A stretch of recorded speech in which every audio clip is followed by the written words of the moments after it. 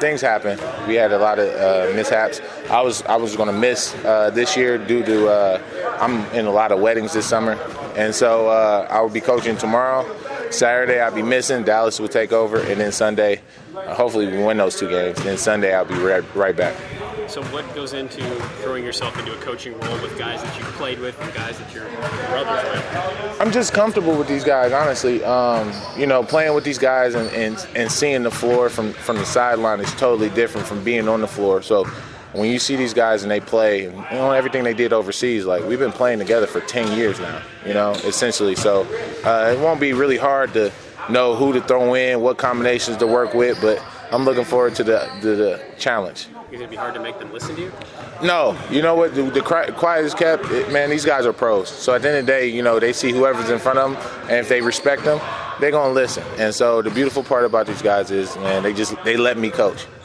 So what is it going to be like to run a practice and to do all this? I mean, it's easy, man. I had some great coaches. My father, Thad, Brad Stevens, Doc Rivers, Dwayne Casey. So, taking format from them, seeing what I did for all them years and just applying it over here, it's real simple, man. They're pros. They know what to do. So at the end of the day, just put them in positions. After that, basketball reads itself. Will it be hard not to be playing? I mean, obviously, we saw the impact you made last year. Yeah, it's going to be hard. But at the same time, man, I'm looking forward to the new challenge, You got to expand some way, somehow. And sometimes getting better is not playing, is watching. And right now, I get to sit on the sideline and watch these guys do what they do. What has the last year been like for you? What have you been up to? Last year's been a roller coaster. Been a real roller coaster. I went to China, got hurt, and then after that, found out my wife is pregnant with twins.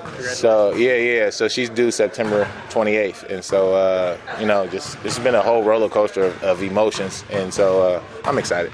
So has that made you rethink as far as like what when you have kids, obviously you have to sort of think priorities and things like that. Has that made you think about your playing career and about what could be done? Right now, man, honestly, I told her, I said, since last, 8 years that we've been together, she has always put me first. And so I said, for this situation, especially this situation, being twins, her being high risk, she's first.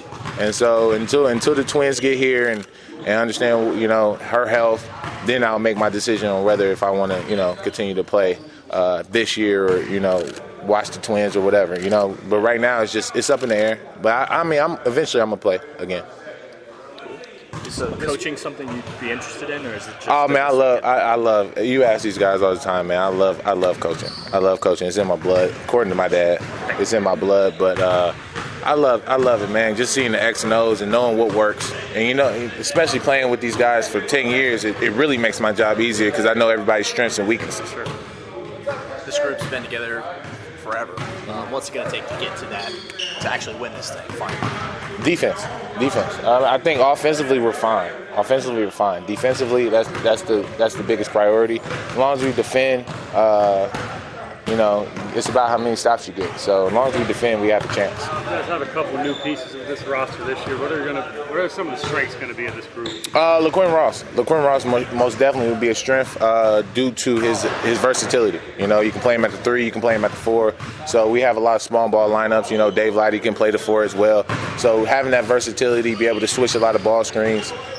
Jeff Gibbs is a huge addition just because of his ability to rebound.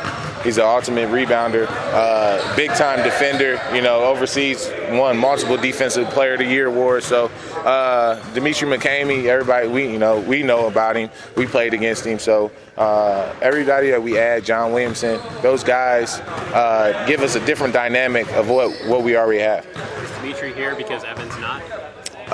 No. Them two are still best of friends, so that's never going to change. Now that you're facing a squad, well, you're in the same group as a team with Dokic, Tate, Keyshawn, CJ. Yeah. Does it feel like old guard versus new guard anymore? I know that you might not actually face each other. That's the thing. You know what? Now that I'm coaching, it's a totally different aspect. So I've just been focused on the one team, Illinois BC. And so, but if we do get to see Big X, it's going to be a big time matchup just because it's like CJ versus Kraft, Keyshawn versus Will Buford. So, Jay Sean Tate versus one of our 3s or 4s. So it's going to be huge. It's going to be huge, and it's going to be a great atmosphere for Ohio State University, period. How much coaching do you expect to actually do?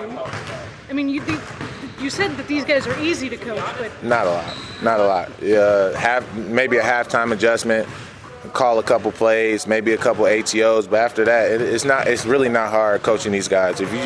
At some point, I'm just going to turn my back and sit on the bench and let them play. It's going to be like your dad's approach. Yeah. It's going to be like the Northwood teams of the late 2000s. Yes, exactly. I'm just going to turn my back because these guys know how to play. If you ever came to our open gyms, like, it's high IQ basketball, and so these guys have high IQ, and there's no point in dumbing them down.